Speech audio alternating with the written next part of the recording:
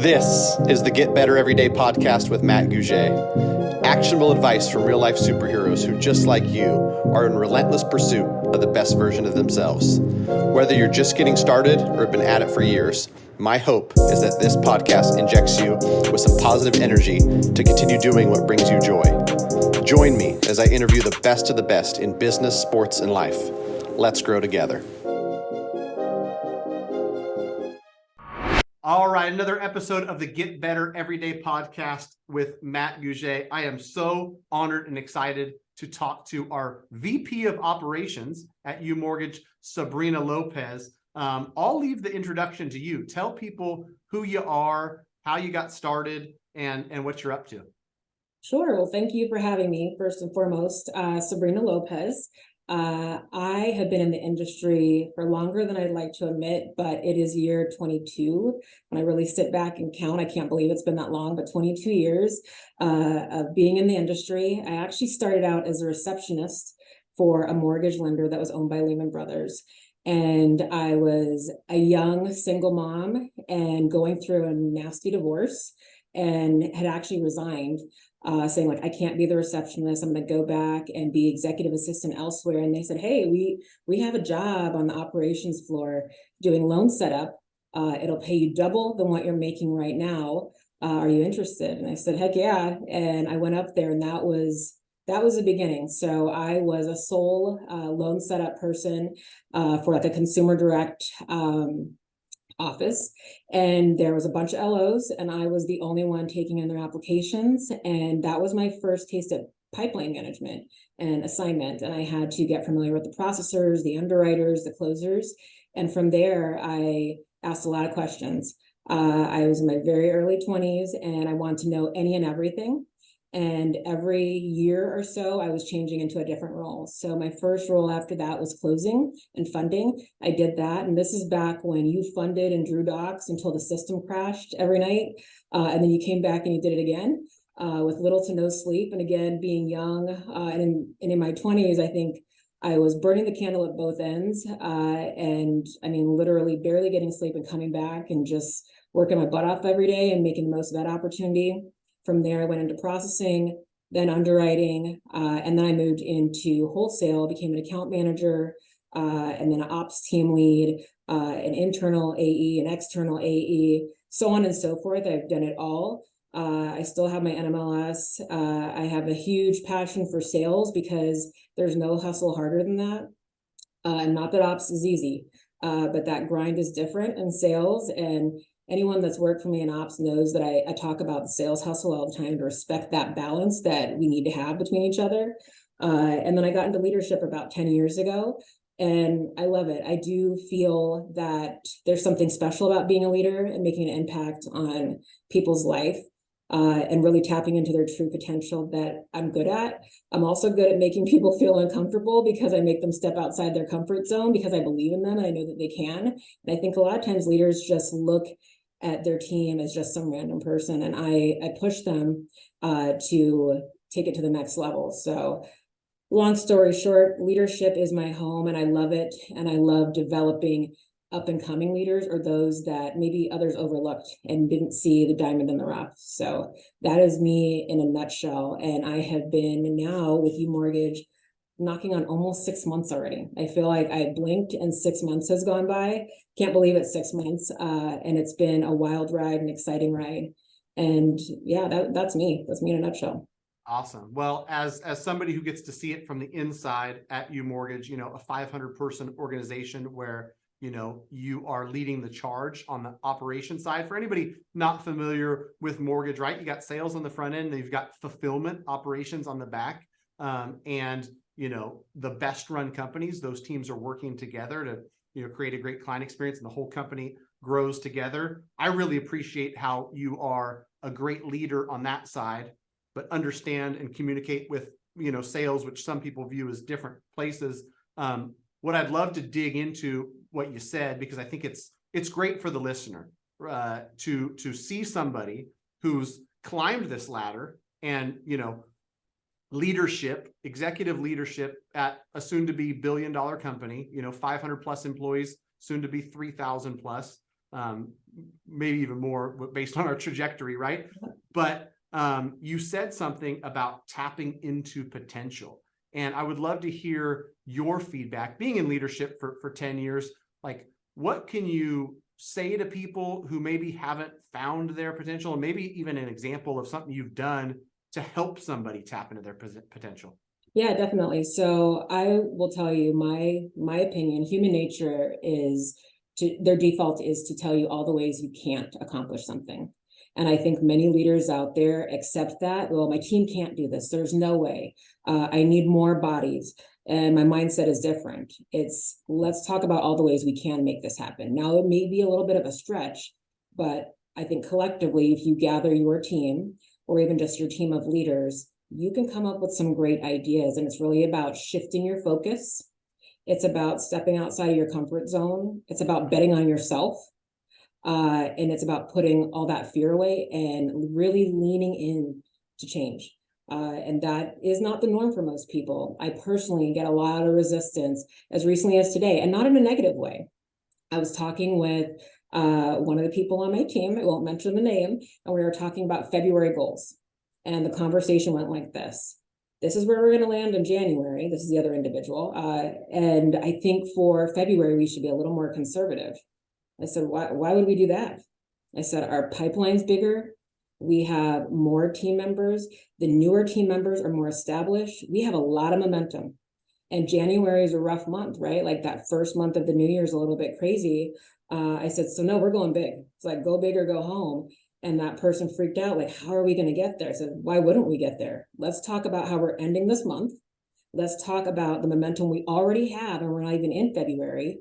And then let's find ways to be creative and reinvent the wheel in the month of February to not only meet that goal, but exceed that goal.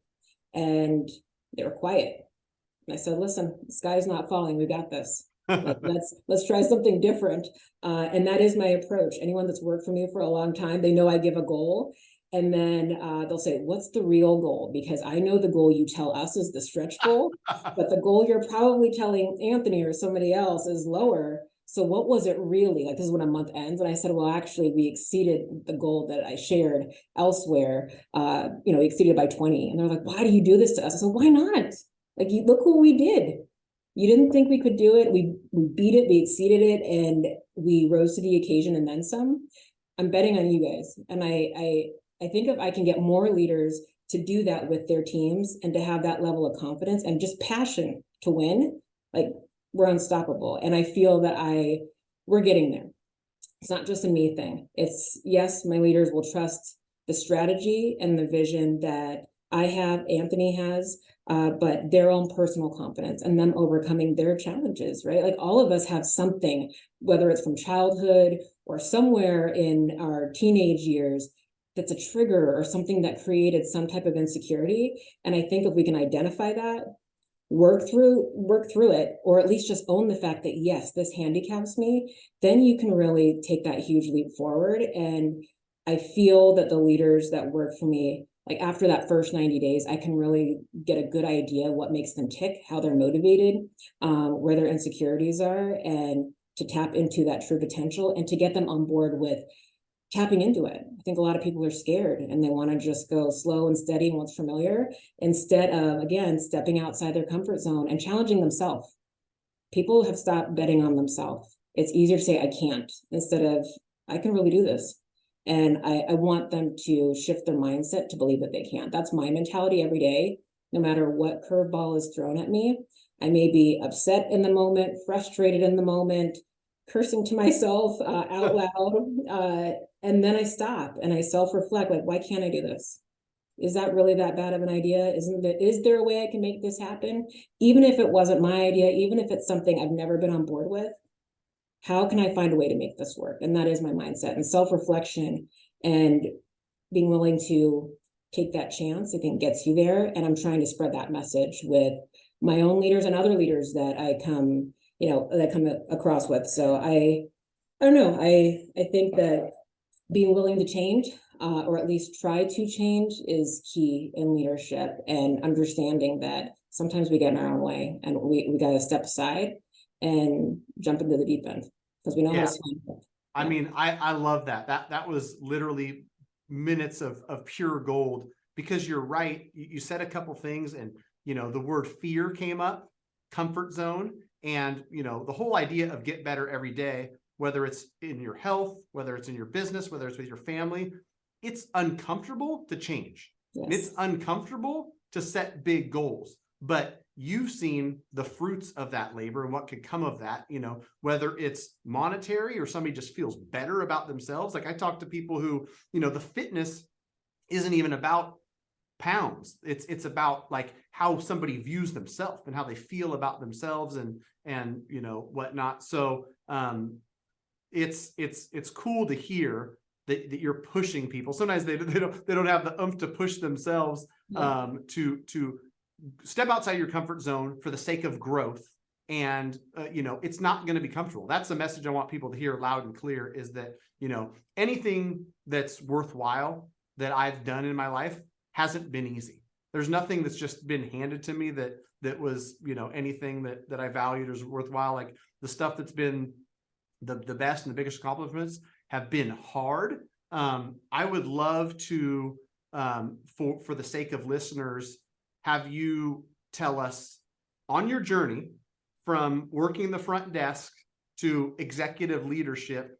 I'm sure it wasn't sunshine and rainbows the whole time, right? And so what do you do? And what would your advice be to somebody listening saying, hey, I want to get better every day, but I've got a sick kid at home. I want to get better every day, but I'm taking care of a grandmother who lives with it. Whatever the thing can be, you use the word handicap, and I think that like some people need some reframing where like I've been through struggle, and that's my fuel. It's not holding me back; it's fueling me to go farther. Yeah, so it's interesting you say that. So I agree. Like for me, anything that has been a challenge or maybe looked at as a roadblock has always been my fuel. And I think that if you want something bad enough, one, it should show in the way that you work every day, how you show up. And I don't mean physically walk into the room. I mean, head in the game, how you communicate, your level of engagement, your level of commitment, the quality of the work, showing that you care. I think that's step one. The other thing is you got to be like working for the right person that really can acknowledge that and recognizes that. I'll be honest, there are some places that does not matter. And you can be the smartest person in the room, and that is not a value add, especially if there's a lot of politics involved. And then there are many places that want that person that cares, that person that's invested, person, just to be blunt, that gives a shit. And I've always been that person. I show up, I bring it, I care about people, I care about the job, and I'm invested, and I believe that it shows. And I think that that's really important, instead of having the attitude or mindset that I'm just here solely for the money. Hard work, dedication, commitment, the money will come. That's something I learned early in my career. I think when you get into mortgage and you see the money that you can make, you're focused solely on the dollars. That's a young person problem.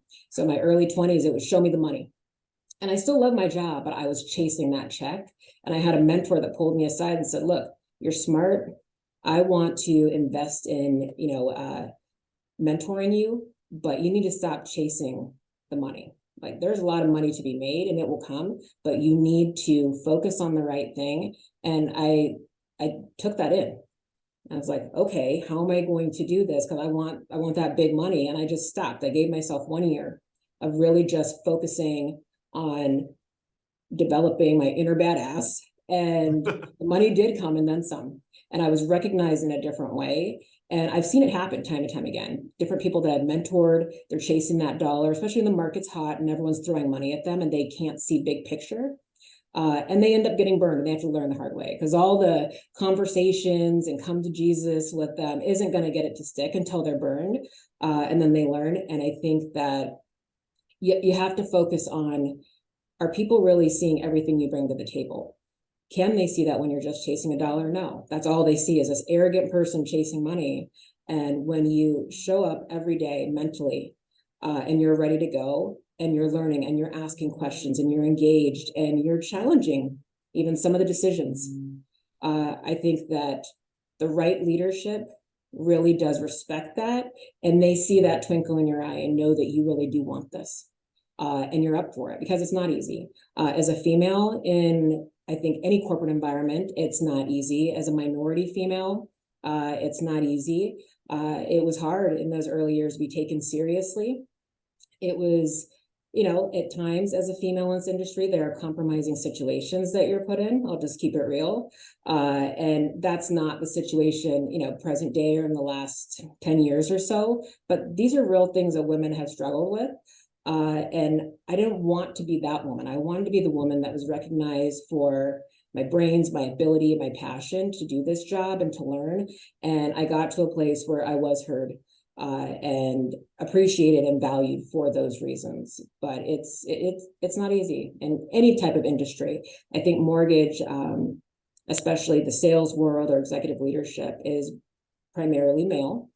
So it's different. Even in a very progressive day and time, there have been, instances where I still feel like I'm the little woman in the corner instead of this powerhouse who's just this badass that's here to make some shit happen. And, you got to be the right company that recognizes that and values that. And that's not every company. I'm grateful to be at a place now that does recognize that, and the previous companies as well. But you got to fight for it sometimes. And I have had to fight for it. Not fight over it, but fight for it, to be heard, to be seen, to be recognized, to be given a chance. And that is how I got my foot into leadership 10 years ago. I had to fight for it. I had to pitch a fit. Like, why not me?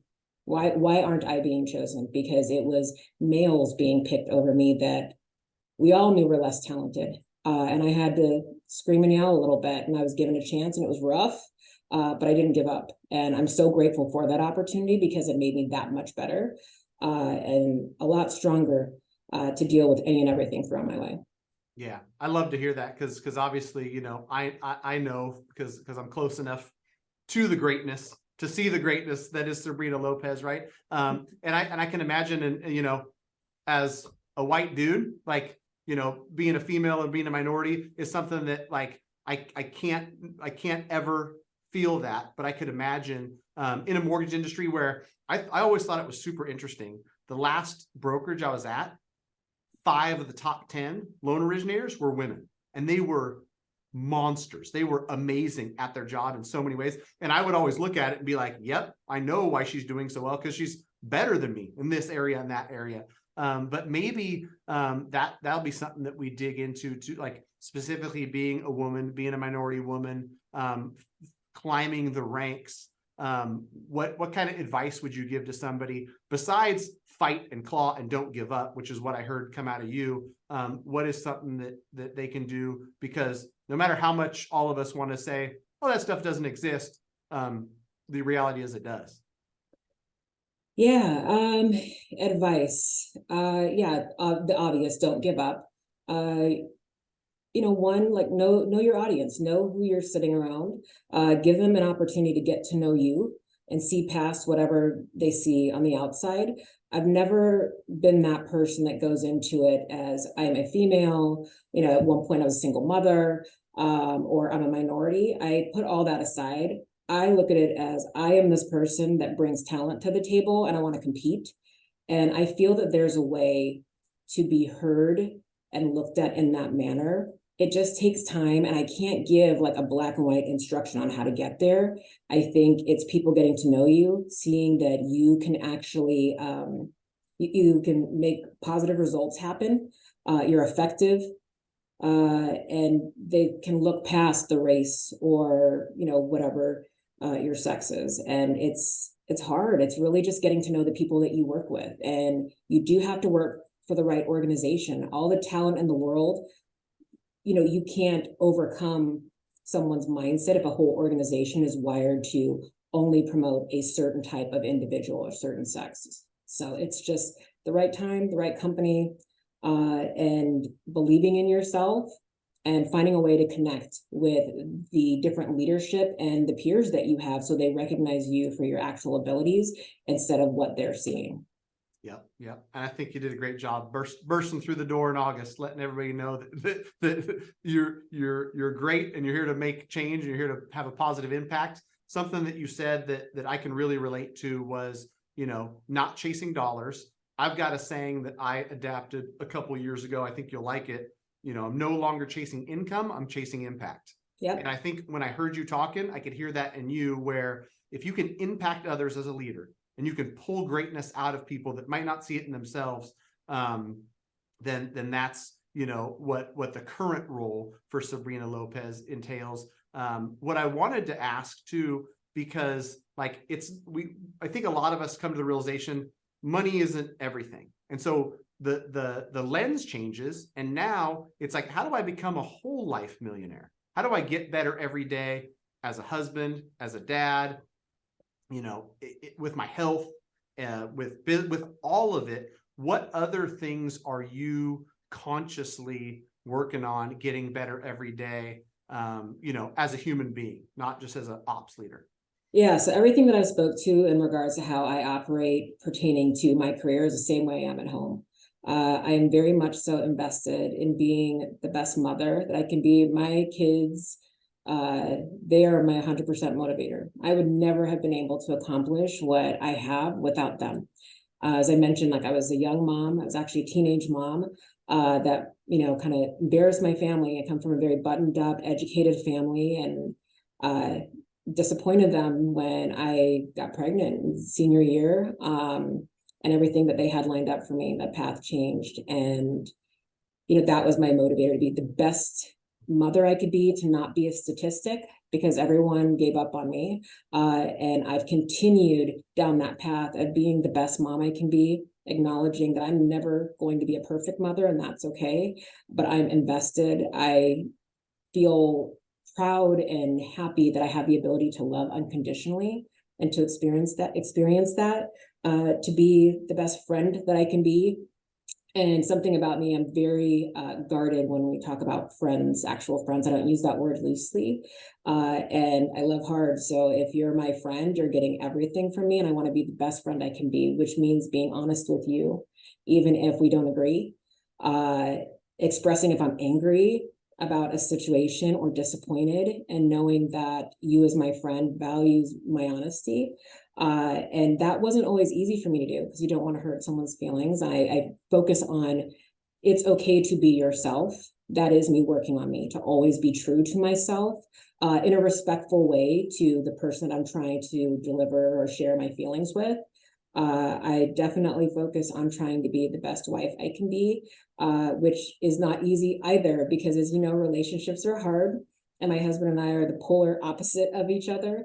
And it's a balancing act, and learning how to communicate in a way that it is received, so it's delivered the way it's truly intended, instead of being received in a negative way. Is it Mark? I met Mark, Yes, right? yes, it's Mark. Yeah. Shout out, Mark. Yeah. And it's hard, but I'm committed to all of it. I'm committed to putting in that work. And I mentioned earlier about self-reflection. That does not stop with work. I literally, at the end of each day, think, like, could I have handled that better? Should I have said something different? Did I hurt their feelings when I didn't mean to? And then I come back with it, like, I was wrong. It could be the next day. That is something that most people can't do. They make mistakes, and it goes a long way when someone comes back to you saying, I know I said this yesterday. I was wrong for approaching it that way. This is the point I was trying to get across. And I said what I said because I was frustrated, or I was angry, or I was disappointed, or sad, or stressed.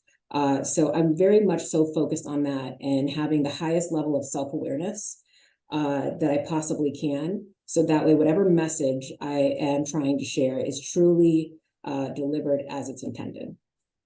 Right. Yeah, I love that too. And that's, what a lot of people probably struggle with is being honest with themselves first and foremost, right? And by being self-aware, you're like, you know what? I could have handled that better. Could have done that better. The way I said that to my kid, I could have done a better job there. The way that I treated, my wife or my husband on that day, I could have done better. And so, whether it's business or family or anything else, I think the message for the Get Better Everyday listener is, you've got intention to be the best version of yourself. You're going to fail every single day in multiple areas of life, in your business, with your health, with your family, with all of it. But if you're self-aware enough to learn from it, and, can be honest with the people around you, I'm sorry, I made a mistake, and then, fix that, course correct, improve. I love all that stuff. So thanks for sharing some of the personal stuff with me. Is there any parting words you'd like to give to the Get Better Every Day podcast listeners? Bet on yourself every single day. I think that it's so easy to get comfortable with saying, I can't, and there's no way I can do this, or I don't do that, or I never have. Make today the day that you do it, and that you try, and that you take just one step outside of your comfort zone. You don't have to take huge leaps, but just take that first step, and you're going to surprise yourself. And I think when you self-reflect at the end of the day, after taking that tiny little step, you're going to feel really good that you did something different and realize you're capable of a lot more than you give yourself credit for. Yeah. I can hear the excitement in your voice, because I know as a leader, like, you've seen those moments. So you know how exciting those are, you know, in ourselves, but then even more so in others, where you're like, you know what, they just had a moment. They learned that, you know, a little bit of stretch caused growth, and they're going to come back and do it again tomorrow, and then it's going to compound over time. So thanks again so much for joining us, Sabrina. I appreciate you. Thank you for having me.